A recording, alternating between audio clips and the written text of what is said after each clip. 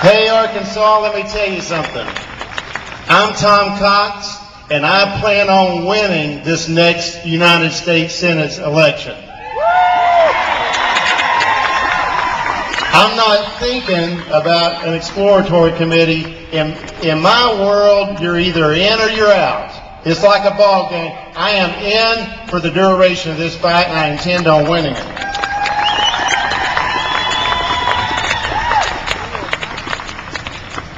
I've been very careful with the Tea Party to make sure that we keep social issues out of the Tea Party, and that it's all about the stimulus bill, and it's about the dollars. It's about all the things that are affecting us, the erosion of the Constitution, standing up for liberty. But the candidate, Tom Cox, wants to tell everybody here right now, I am pro-life. It's funny to me that everybody that is that is for abortion has already been born. I also want to tell you that I believe that the good Lord intended for a husband and wife to be married. I think this movement needs to continue to be open to people from all different backgrounds and different ideas. And I believe in the grace of God, is what I believe. I believe in not criticizing people, but I believe in the grace of God. And what I mean by that is to not look down on anybody for anything about where they came from or what they're doing personally. But for me, in my household, I believe that a marriage is intended to be between a man and a woman.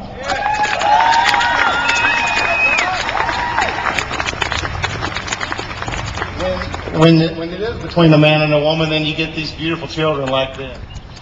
I own a small business, and I just firmly believe that what we need to do is to tell the truth. As a Christian, I believe that we need to tell the truth, and that when the public in Arkansas, when I'm representing you in Washington, D.C., I believe that you need to experience what I'm living through Twitter, Facebook, and all the media and live feeds on our website, TomCoxPresented.com.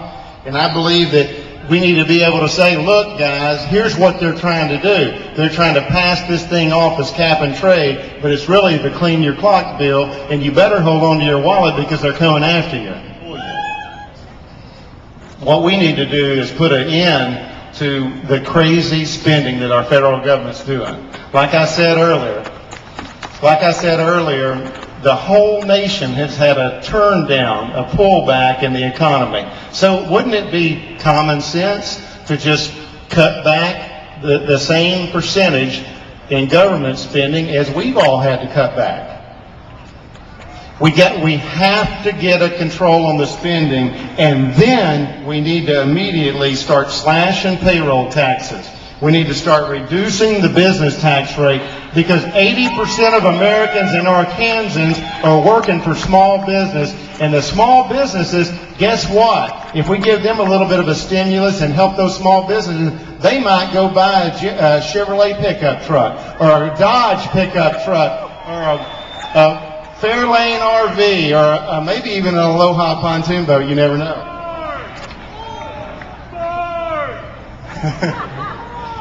We need to also look at reducing the capital gains tax, because you cannot take from the wealthy to give to the people that are not producing in this country and expect for it to work.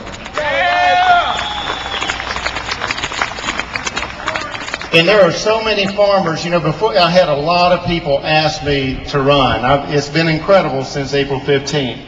And the one thing I keep hearing is, oh, Tom, when you get over there to East Arkansas, the farmers, they're all conservative and they're all, basically Republicans, but they love Blanche. Well, let me tell you something.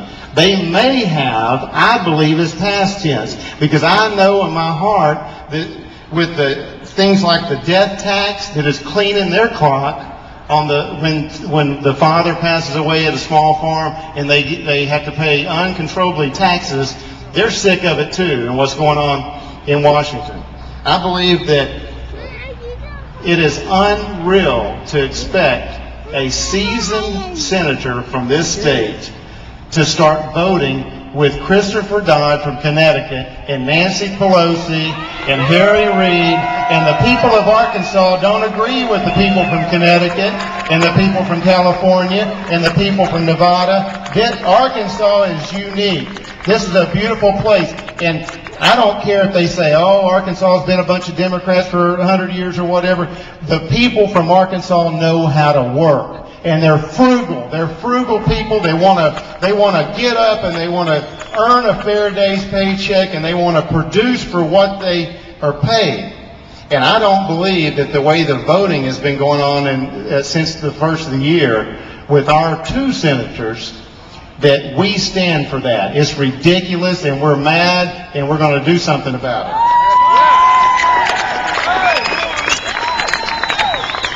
You will not get some form letter, some form email, and get turned back by someone on my staff that has no idea what's going on and does not care about what you're doing in your household. And I want to tell you that since April 15th, I have changed because of the Tea Party movement. And the main thing about the Tea Party, I keep talking about the economy and the Constitution and everything.